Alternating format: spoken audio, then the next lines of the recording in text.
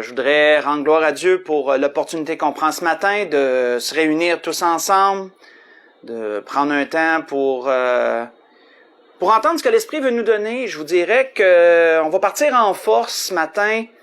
Grand message que l'Esprit veut nous donner. Je vous dirais que j'ai eu beaucoup de pression de la part de l'Esprit sur mon cœur pour pendant la semaine, je veux dire, là, pour ce que je vais apporter ce matin. Et j'espère que vous êtes bien assis, j'espère que vous êtes confortable. Le message peut peut-être être plus long que d'habitude. L'Esprit a mis beaucoup de choses sur mon cœur et j'essayais de me demander si je pouvais enlever certaines choses. Puis non, c'est vraiment intégral. Donc, on va prendre le temps qu'il faut pour bien apporter tout ce que l'Esprit veut nous donner afin qu'on puisse méditer ses paroles durant la semaine et se laisser pousser par l'Esprit dans la réflexion qu'il veut nous amener. Donc, pour débuter, je vous inviterai à tourner avec moi dans Matthieu, chapitre 10. On va lire à partir du verset 32 au verset 39. Dans l'Évangile selon Matthieu, chapitre 10, on va débuter à partir du verset 32 au verset 39. Excusez-moi. Déclaration choc du Seigneur. On sait que le Seigneur a fait parfois certaines déclarations qui ont suscité peut-être de l'émoi, de l'appréhension, des doutes, toutes sortes d'émotions, certes. Le Seigneur pouvait parfois dire certaines choses et il fallait vraiment, comme que je dirais qu'il faut encore aujourd'hui, quand on lit ses paroles, vraiment prendre le temps de comprendre ce que le Seigneur voulait dire, aller dans la profondeur de ce qu'il voulait dire. Et c'est un peu ce qu'on va faire avec ce que l'Esprit nous donne ce matin, mais l'Esprit va nous amener beaucoup plus loin. Donc, on débute. À partir du verset 32, Matthieu chapitre 10, Seigneur dit, c'est pourquoi quiconque me confessera devant les hommes, je le confesserai aussi devant mon Père qui est dans les cieux. Mais quiconque me reniera devant les hommes, je le renierai aussi devant mon Père qui est dans les cieux. Ne croyez pas que je sois venu apporter la paix sur la terre. Je ne suis pas venu apporter la paix, mais l'épée.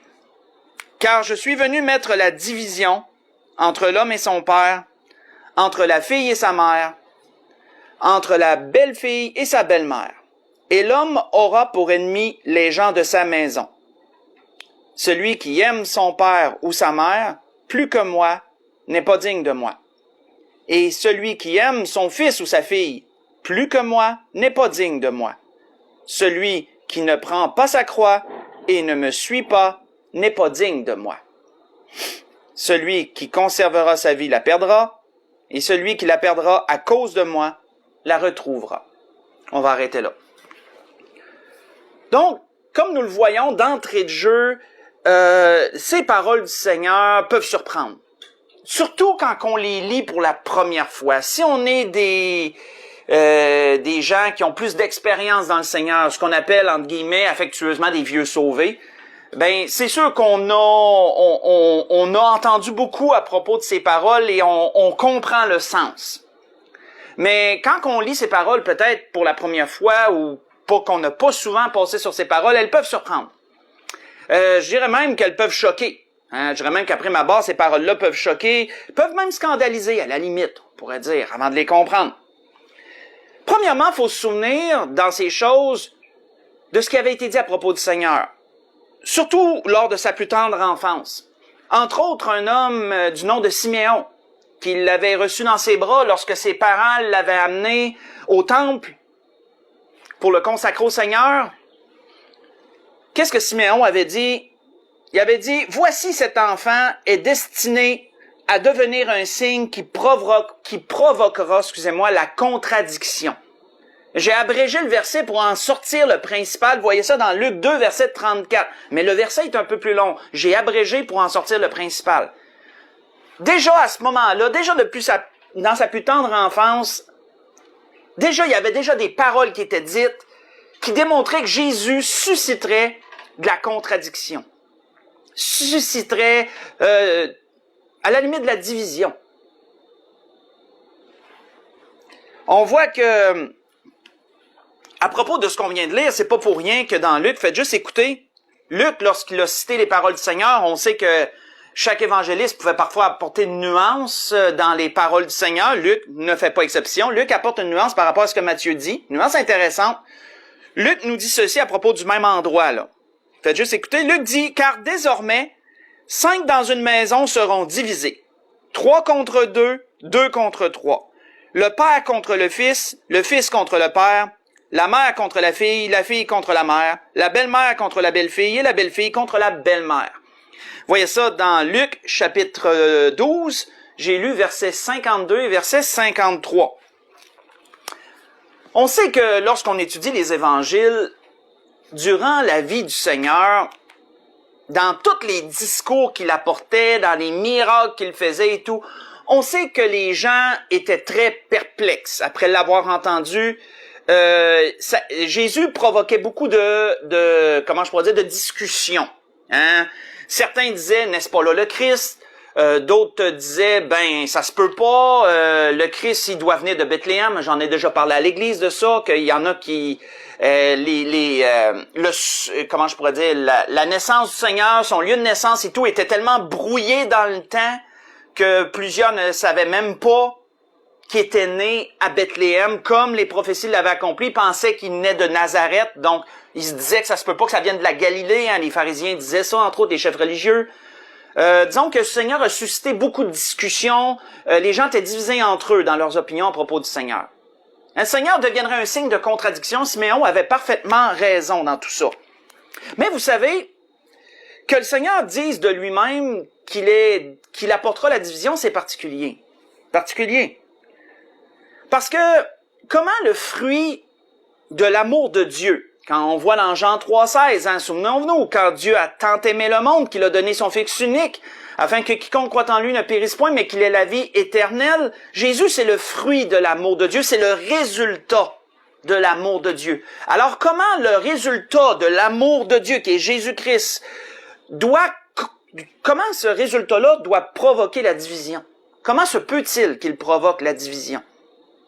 Dieu dévoile son plus grand amour pour l'humanité, et ça provoque la division.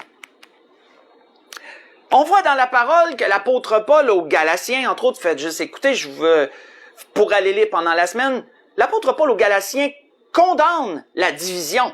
Ça fait partie des fruits de la chair, selon l'apôtre Paul. Vous voyez ça dans Galates 5, verset 20. Les fruits de la chair, entre autres, ce sont la division. On peut voir même ailleurs que l'apôtre Paul avertit que s'il y a quelqu'un qui provoque la division, de s'éloigner des gens qui provoquent la division. Hein? Le Seigneur l'apôtre Paul avait enseigné ça dans Tite, chapitre 3, verset 10. Alors, comment Jésus peut-il dire qu'il apporte la division? Trouvez-vous que c'est un peu contradictoire? Si on le prend textuellement, on se dit oui. Mais comprenons une chose. Et c'est là qu'on va voir que ce n'est pas contradictoire. Jésus ne prêchait pas la division. Ce que Jésus amenait comme raisonnement était que était la nécessité de faire un choix et que ce choix entraînerait la division. Mais ce n'était pas Jésus qui la désirait. Ce n'était pas Jésus qui disait à partir du temps que vous croyez en moi, vous devez régner vos familles. Vous devez éloigner de vous tous les gens qui vous aiment autour de vous. Jésus n'a jamais dit ça. Jésus n'a jamais dit ça.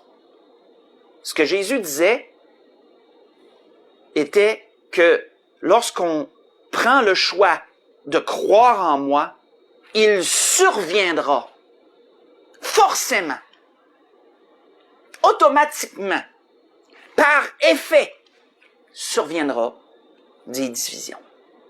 Et quand on le regarde sous cet angle-là, ben là, on voit que les paroles du Seigneur prennent un sens un peu plus clair. Le Seigneur n'encourageait pas la division. Mais en lui-même, et c'était déjà annoncé d'avance, et on le voit à travers de la vie du Seigneur, par effet, il apporterait la division par effet, mais non de lui-même. Mais les gens qui s'affichent ouvertement pour le Seigneur, dès le temps où le Seigneur était là, automatiquement, se feraient rejeter des gens qui les entourent. Automatiquement, les gens qui les entourent, pas pour tout le monde, mais pour certains, ne voudraient plus avoir de contact avec ces gens, avec eux. Et ça provoquerait des divisions. La vie chrétienne, frères et sœurs, c'est la résultante d'un choix. Parce qu'une fois qu'on entend parler de Jésus, on peut pas rester neutre. Parce qu'aux yeux de Dieu, sachons qu'aux yeux de Dieu, la neutralité est associée au rejet. Aux yeux des hommes, on peut penser qu'être neutre, c'est pas de rejeter. Être neutre, c'est de pas vouloir avoir de trouble. On est entre les deux. On n'est pas pour, on n'est pas contre. Donc, on fait pas de mal à personne. Mais aux yeux de Dieu, la neutralité est un rejet. Lorsqu'on entend parler du Seigneur, lorsque le Seigneur nous interpelle, il y a nécessité de faire un choix. Soit t'es pour, soit t'acceptes, ou soit t'es contre, ou t'es neutre, ce qui équivaut à la même chose. Ce qui équivaut aux yeux de Dieu à la même chose. La vie chrétienne, c'est la résultante d'un choix. Et ce choix-là va influencer toutes les sphères de notre vie et va amener, d'une façon ou une autre, une division. Mais cheminons sur ces paroles que l'Esprit veut nous donner ce matin, dans cette pensée. Premièrement, quel est le motif de ce choix? Pourquoi ferions-nous un tel choix? Tournons dans l'Exode. On va aller prendre des exemples de l'Ancien Testament parce qu'il y a des paroles qui ont été citées, qui ont été dites, et elles disent tout, ces paroles-là. Dans l'Exode chapitre 32. Allons voir là. Dans l'Exode chapitre 32.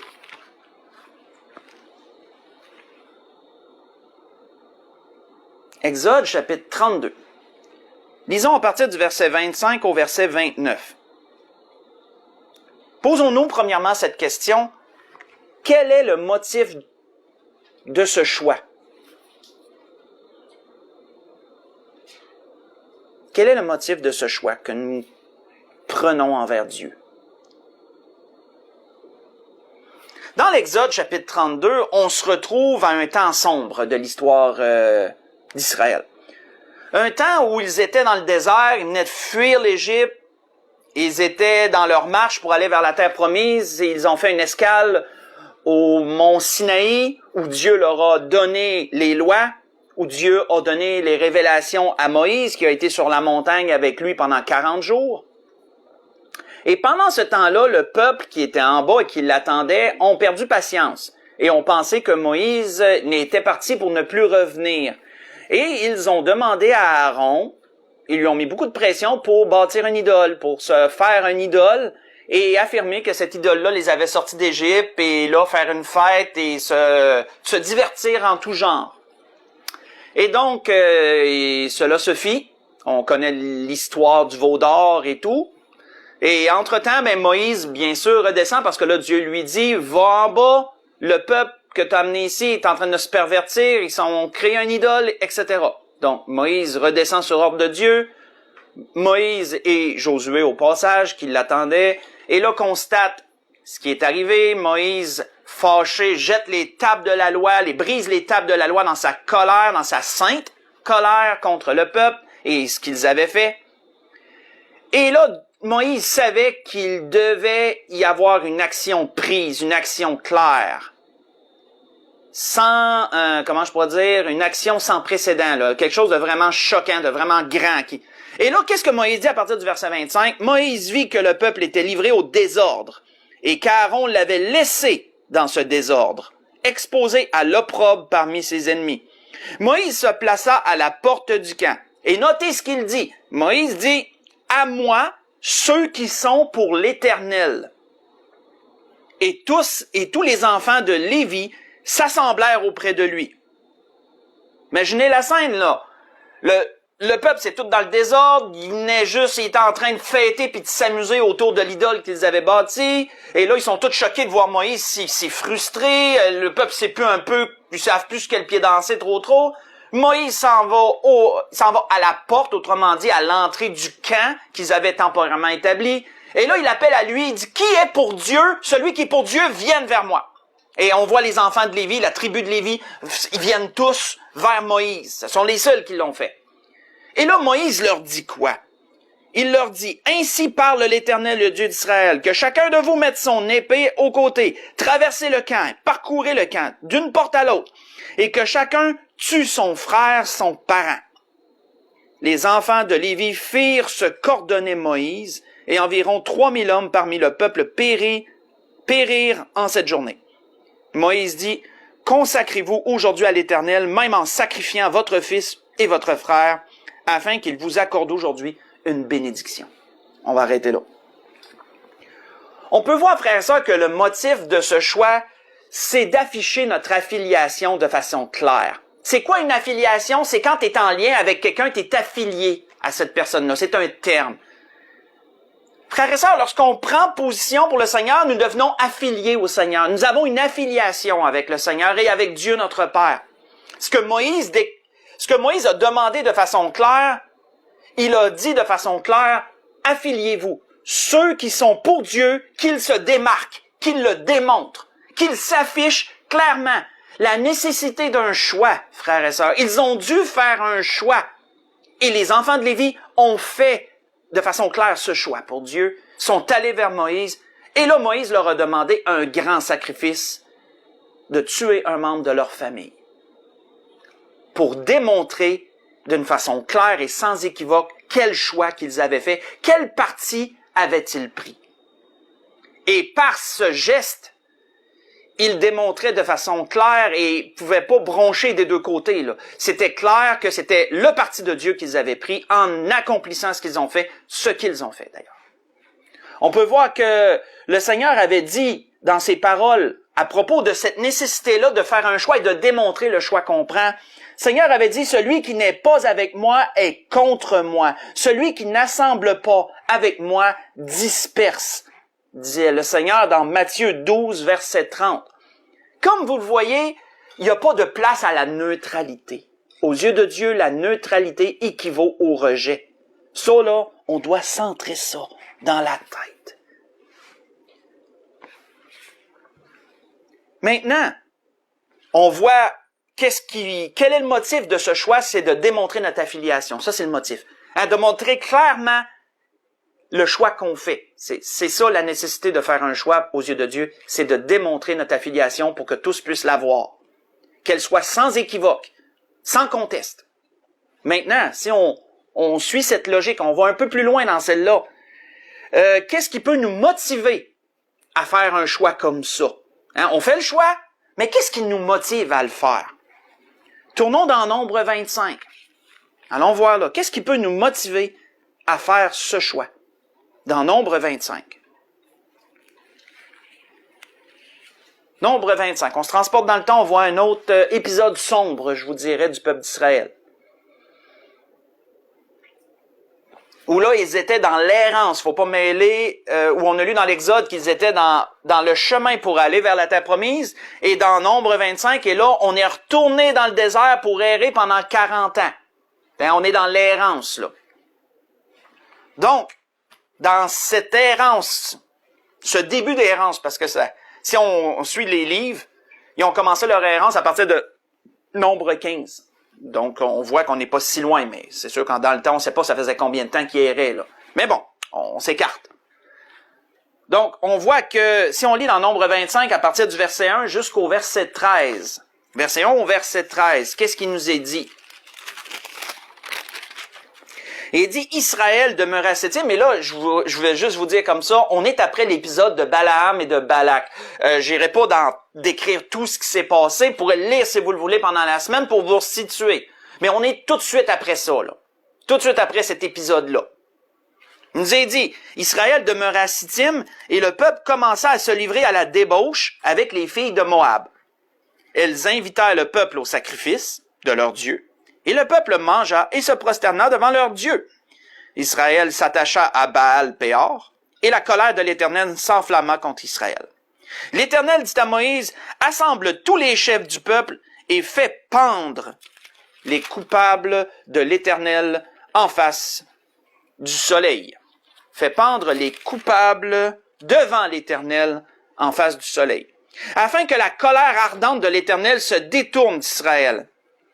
Autrement dit, là, prend une action claire, encore là, prend une action claire pour démontrer la gravité de la faute commise. Moïse dit aux juges d'Israël que chacun de vous tue ceux des gens qui se sont attachés à Baal-Péor. Donc, voyez-vous le lien avec ce qui s'est passé dans l'Exode, le lien similaire. Mais là, Moïse dit à tout le monde, faites un choix. Il y a un choix qui doit être fait ici. On doit condamner ce qui s'est passé. Maintenant, voici l'ordre. On vient de le lire.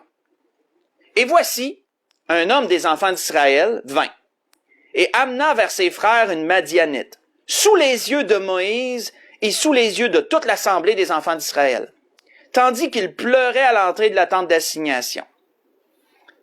À cette vue, Phiné, fils d'Éléazar, fils du sacrificateur Aaron, se leva du milieu de l'assemblée, prit une lance dans sa main, suivit l'homme d'Israël dans sa tente, et il les perça tous les deux, l'homme d'Israël puis la femme par le bas-ventre. Et la plaie s'arrêta parmi les enfants d'Israël. Il y eut 24 000 qui moururent de la plaie. L'Éternel parla à Moïse et dit, « Phiné, fils d'Éléazar, fils du sacrificateur Aaron, a détourné ma fureur de dessus les enfants d'Israël, parce qu'il a été animé de mon zèle au milieu d'eux. Et je n'ai point dans ma colère consumé les enfants d'Israël. C'est pourquoi tu diras que je traite avec lui une alliance de paix. » On va arrêter là. Donc, voyons-nous le scénario ici. Les enfants d'Israël commettent une abomination aux yeux de Dieu en adorant le dieu Baal, en adorant l'idole Baal-Péor et en s'alliant par alliance avec les Madianites, avec les filles de Moab, avec les filles de Moab et tout ce qui s'ensuit. Moïse annonce une action claire pour condamner la faute en question. Nous voyons que le peuple est paralysé, encore là, personne bouge. Et même, un homme du nom de Zimri ose défier ouvertement Moïse en amenant une Madianite et en s'en allant avec elle dans sa tente. Qu'est-ce que vous pensez qu'il allait faire dans la tente? Devant tout le monde, là. Il s'en allait pas là pour parler de la pluie et du beau temps, là. On n'entrera pas là-dedans. Mais voyez-vous à quel point c'est effronté, puis à quel point c'est vraiment un affront. C'est un affront.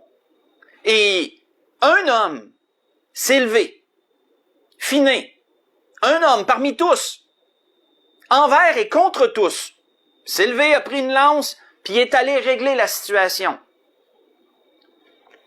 Et Dieu a dit, cet homme a été animé de mon zèle.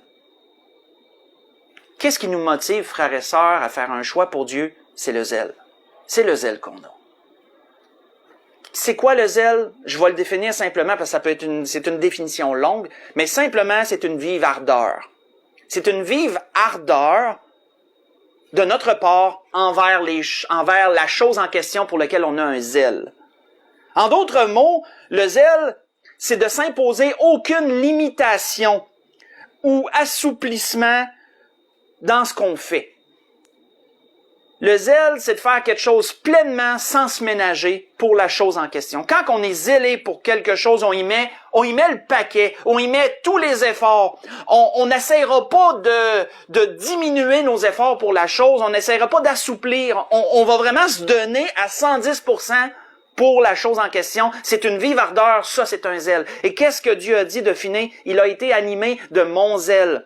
Pourquoi? Parce que Phiné a fait un choix, frères et sœurs. Il a fait un choix clair. Il a fait un choix visible de tous, un choix sans équivoque aucune. Et c'est le zèle qui nous anime de faire ce choix-là, qui nous pousse à faire un tel choix. On peut voir que David avait dit dans le psaume 69, faites juste écouter, car le zèle de ta maison, et on sait que c'est une prophétie à propos du Seigneur, ce que je vais vous lire. David avait dit, car le zèle de ta maison me dévore, et les outrages de ceux qui t'insultent tombent sur moi. Vous voyez ça dans le psaume 69, verset 10. Vous souvenez-vous, quand est-ce que cette parole a été citée dans la vie du Seigneur, le zèle de ta maison me dévore, qu'il y en a qui se sont souvenus de cette parole? Vous souvenez-vous, c'est quand? C'est lorsque Jésus a chassé les vendeurs du temple. Lorsque Jésus a pris un choix clair devant tout le monde, devant tout ce qui se faisait, qu'il s'est fait des fouets et qu'il a chassé tout le monde du temple. et qui leur a dit, cette maison sera appelée une maison de prière, mais vous en avez fait une caverne de débauche, caverne de voleurs, caverne de voleurs. Alors, frères et sœurs, nous avons vu quoi jusqu'à présent? Si le Seigneur parle de division, ce n'est pas lui qui promulgue la division. Ce n'est pas le Seigneur qui prêche la division. Le Seigneur nous avertit que de faire un choix, de prendre position pour lui, la nécessité de faire un choix pour le Seigneur va entraîner inévitablement des divisions. Quel est le motif de faire ce choix? Mais c'est justement de démontrer notre affiliation. Ça, c'est le motif de faire ce choix-là. Démontrer notre affiliation à Dieu. Qu'est-ce qui nous motive à faire ce choix-là? C'est le zèle. C'est le zèle qu'on va avoir pour Dieu, qui va nous pousser, nous presser à faire un choix, à prendre position. On voit que, on va aller encore plus loin maintenant. Qu'est-ce que le zèle de Dieu peut nous pousser à faire? Allons dans le Nouveau Testament cette fois-ci. Tournons dans 2 Corinthiens 6. Qu'est-ce que le zèle de Dieu va nous pousser à faire? 2 Corinthiens chapitre 6.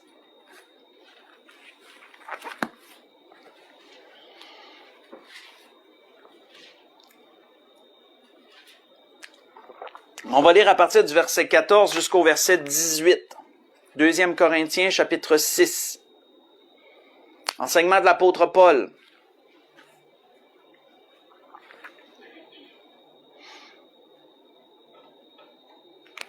L'apôtre Paul disait aux Corinthiens, et juste pour nous mettre rapidement dans un contexte, souvenons-nous que la Corinthe, selon l'histoire, était un carrefour. C'était une ville centrale, c'était une ville commerciale centrale. Les gens tout le monde en venait à aller à Corinthe à un moment ou à un autre.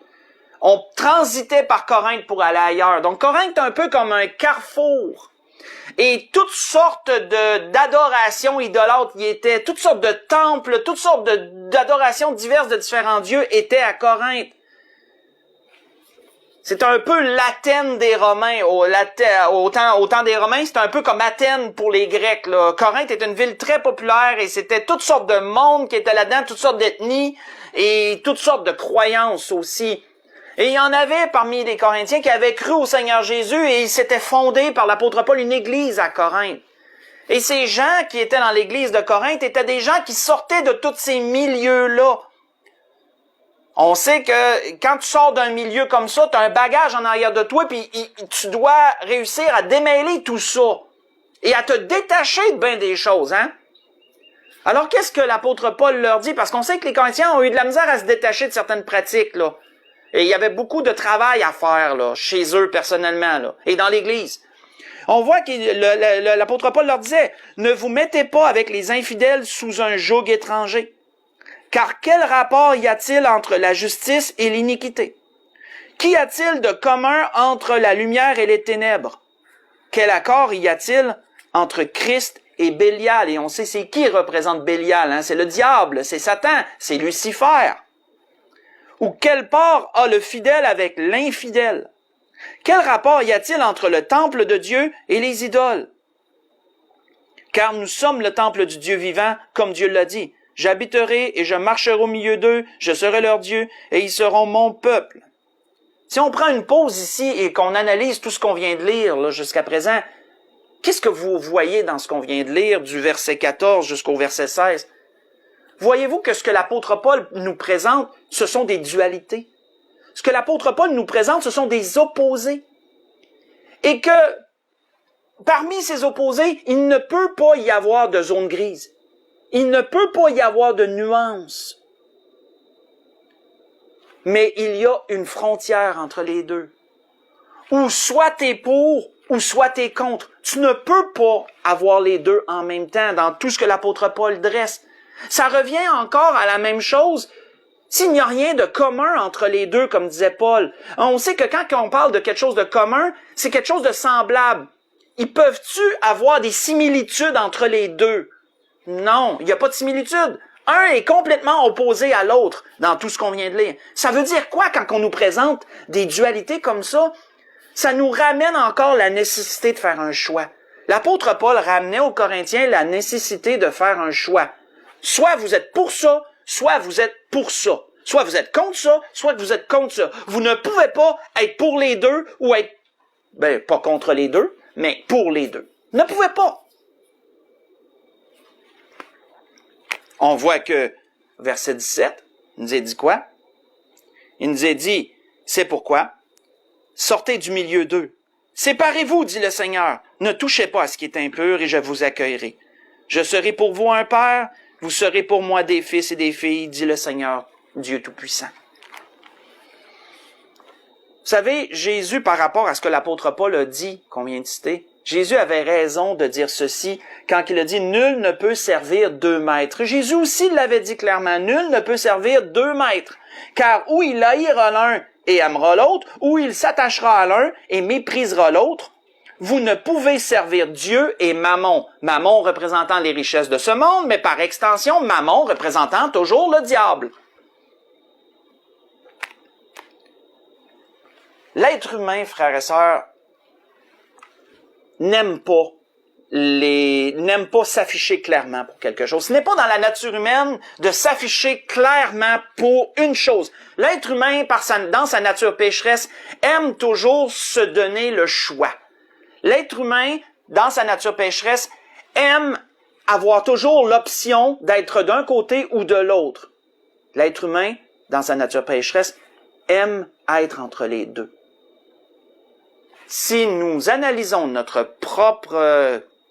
propres agissements, nous pourrons reconnaître que souvent, on aime rester entre deux choses et se faire une opinion et prendre un peu d'un et un peu d'autre.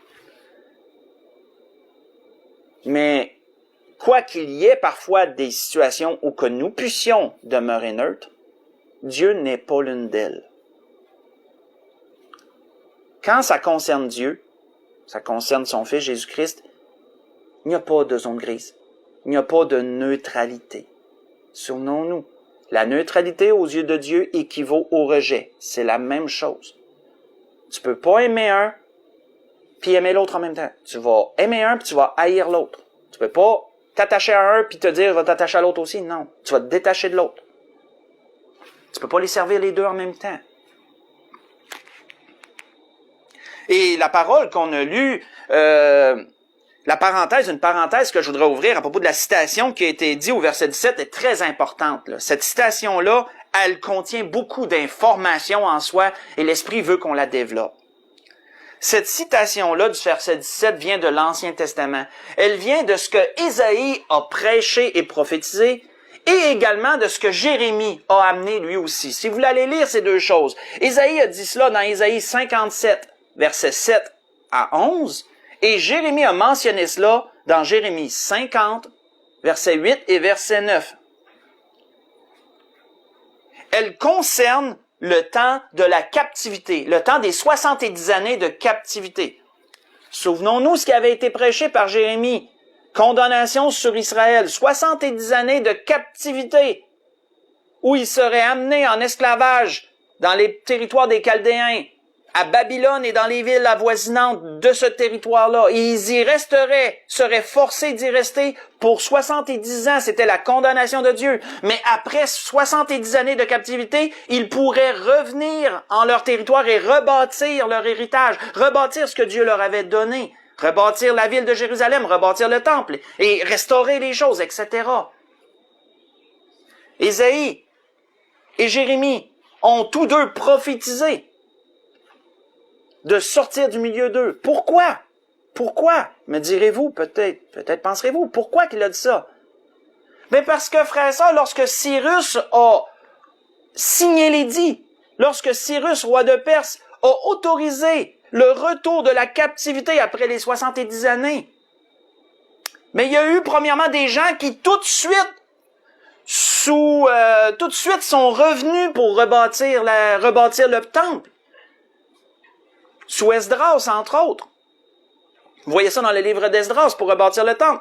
Il y en a d'autres déportations, d'autres groupes de gens sont venus pour rebâtir les murailles. Vous voyez ça dans le livre de Néhémie. Mais il y en a qui ont préféré demeurer à Babylone. Il y en a qui ont préféré demeurer dans le territoire des Chaldéens. il y en a qui ne voulaient pas retourner en Israël et rebâtir, repartir à zéro. Ils s'étaient fait une vie. Ils étaient bien. Ils avaient leur routine, ils avaient leur travail, ils avaient leurs loisirs, leurs plaisirs, etc. Et ils ne voulaient pas se détacher pour ça et retourner à la simplicité, recommencer. Et c'était à eux qu'Ésaïe, que Jérémie ont prophétisé. Dieu vous dit, sortez du milieu d'eux. Détachez-vous de ça. Sortez du milieu d'eux. Venez à moi, dit Dieu, je vais vous accueillir.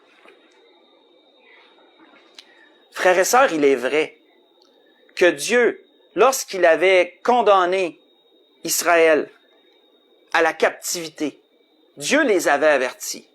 Dieu leur avait dit par Jérémie le prophète, dans Jérémie 29, versets 4 à 7, il leur a dit, ne résistez pas à votre captivité. Bâtissez-vous des villes, là où vous allez habiter. Plantez-vous des jardins.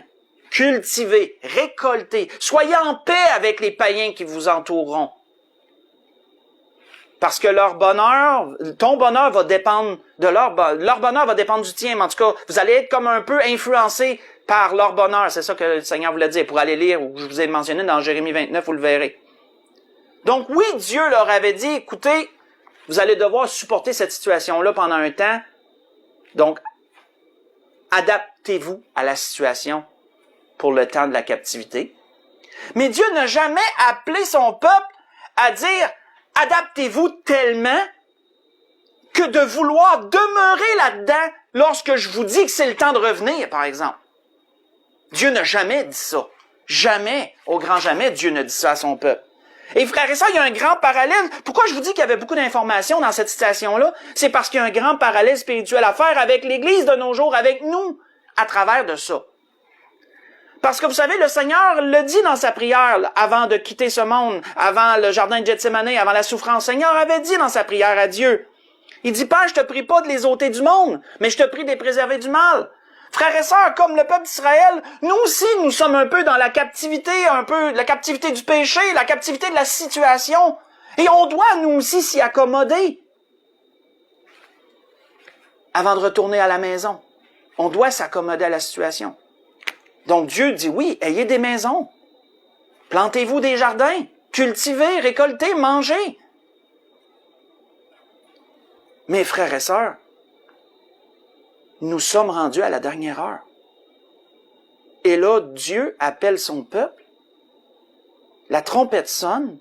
Et Dieu dit, frères et sœurs, et Dieu dit, mes enfants, là, sortez de tout ça. Revenez à la base. Faites un choix. C'est toujours la même chose qui revient, c'est la nécessité de faire un choix. Un choix pour Dieu. Détachez-vous du monde, là. Réveillez-vous de votre sommeil. Prenez position. Affichez votre affiliation. Ayez du zèle, dit Dieu, pour moi. Sortez du milieu d'eux. Qu'est-ce qui se passe? Sortez du milieu d'eux. Et frères et sœurs, ceci devrait interpeller l'Église de nos jours. Ceci devrait interpeller l'Église de nos jours. Parce que, comme on l'a répété, la neutralité pour Dieu est synonyme de rejet.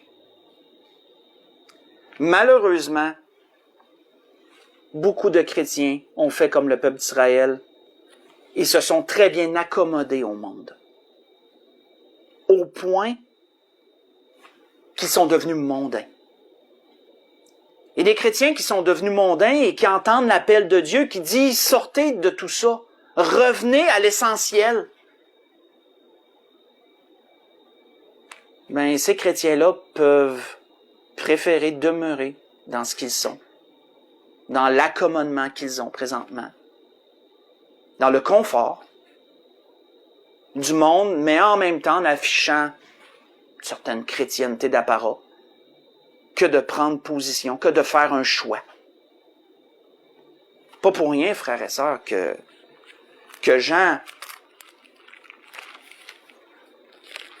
Jean avait dit ceci.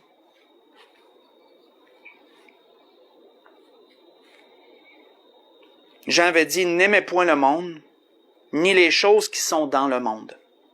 Si quelqu'un aime le monde, l'amour du Père n'est pas en lui. Car tout ce qui est dans le monde, la convoitise de la chair, la convoitise des yeux, l'orgueil de la vie, ne vient point du Père, mais vient du monde, disait Jean.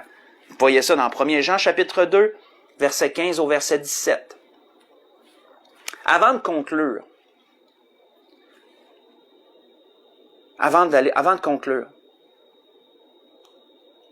définissons une chose. Osciller entre Dieu et le monde. Ça revient à quoi, frères et sœurs? Ça revient à quoi?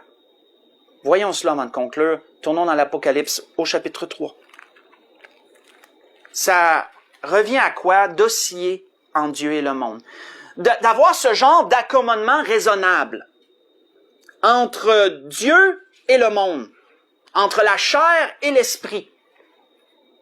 D'avoir ce genre d'accommodement raisonnable, ce genre de confort, ce genre de pied des deux côtés en même temps, d'être en même temps ces deux côtés de la frontière. Ça revient à quoi? On voit que le Seigneur avait parlé clairement à une Église qui représentait cela.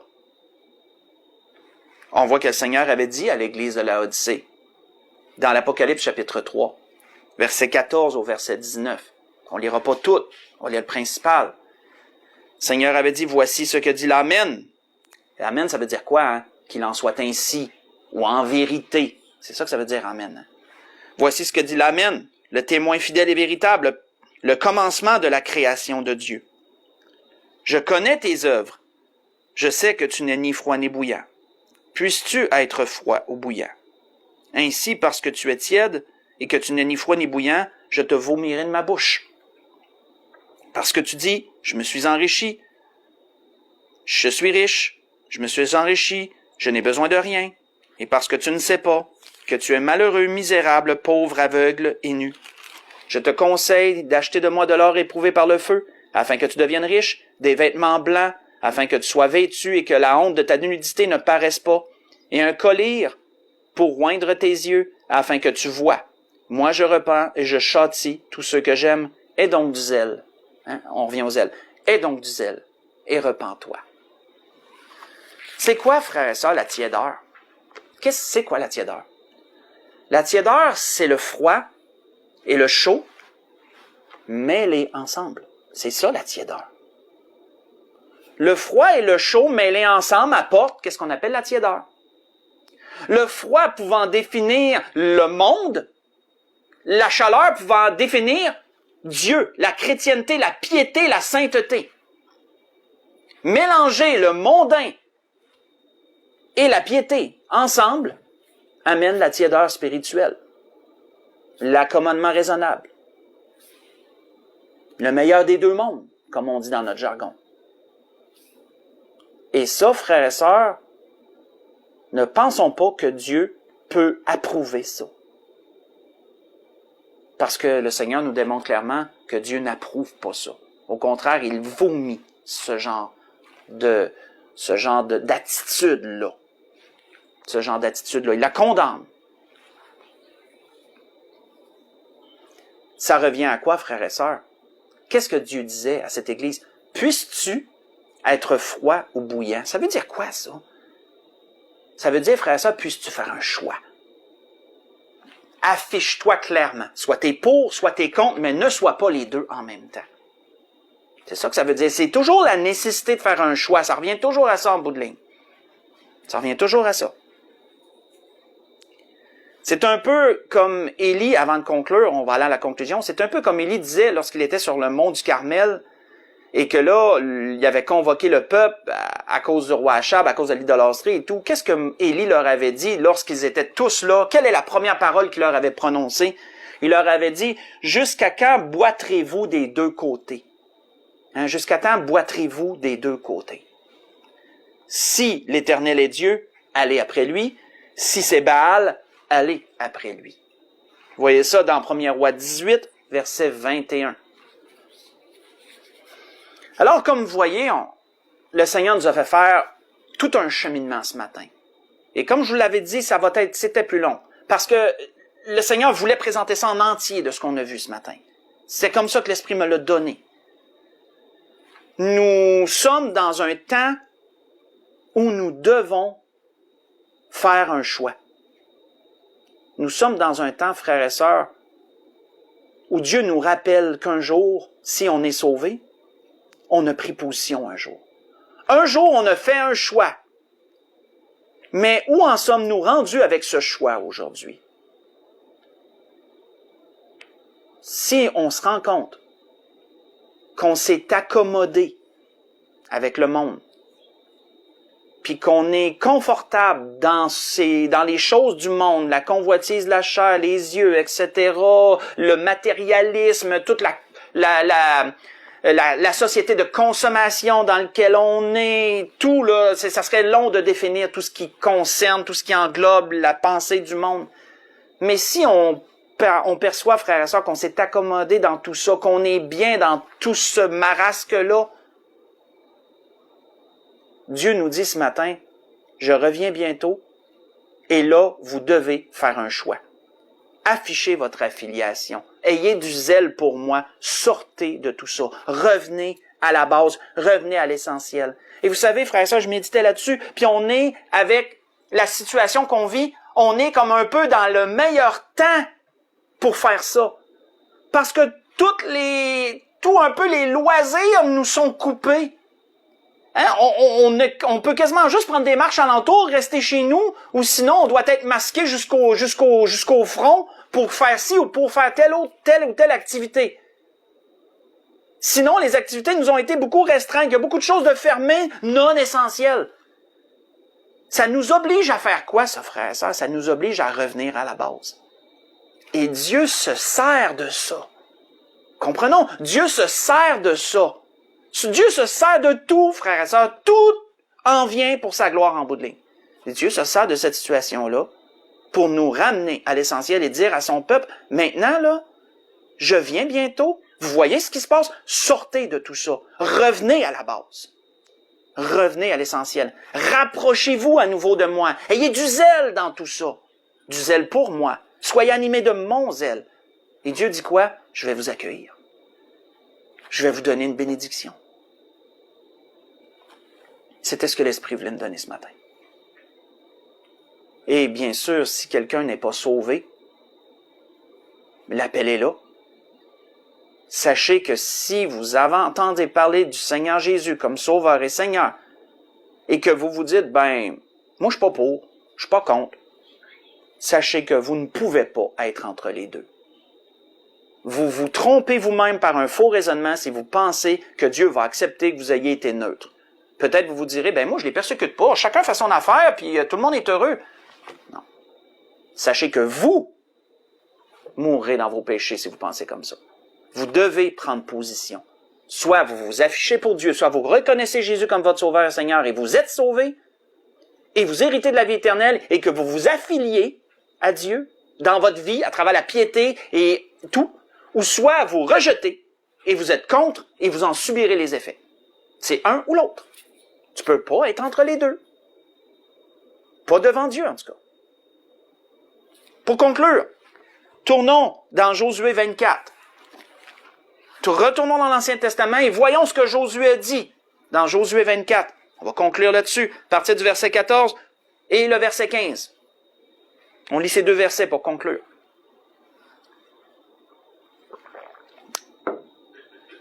Avant sa mort, juste avant sa mort, Josué avait dit au peuple, il leur a laissé un peu ses dernières paroles.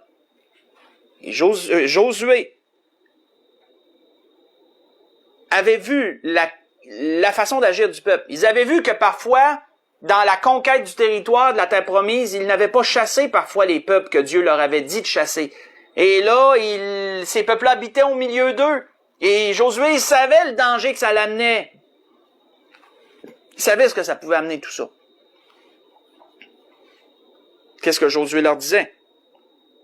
Maintenant, disait-il, craignez l'Éternel et servez-le avec intégrité et fidélité. Faites disparaître les dieux qu'ont servi vos pères, de l'autre côté du fleuve, en Égypte. Servez l'Éternel. Et si vous ne trouvez pas bon de servir l'Éternel, choisissez aujourd'hui qui vous voulez servir. Nécessité d'un choix. Faites un choix. Ou les dieux que servaient vos pères au-delà du fleuve, ou les dieux des Amoréens dans le pays desquels vous habitez, moi et ma maison, nous servirons l'Éternel. La grâce que je nous souhaite à tous, frères et sœurs, si ce message nous interpelle, ce matin, sachez que Dieu vous dit, faites un choix. Parce que nous ne sommes plus rendus dans le temps où vous pouvez vous accommoder de tout. Parce que lorsque le Seigneur reviendra chercher son Église, le jugement, entre guillemets, la rétribution, commencera par l'Église. Et Pierre nous dit que si le juste se sauve avec peine,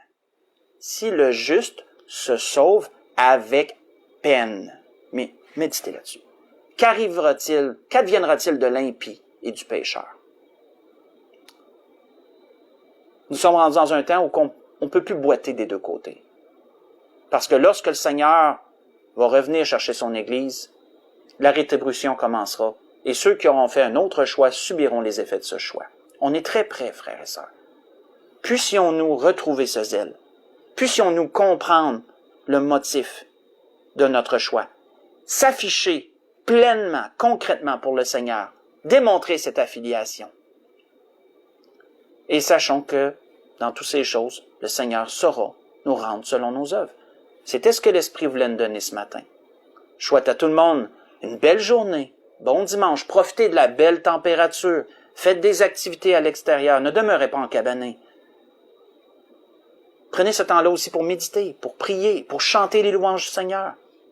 Rapprochez-vous à nouveau du Seigneur, si vous vous sentez plus éloigné. Et si vous vous sentez près de Dieu, continuez dans cette voie. Le Seigneur revient bientôt.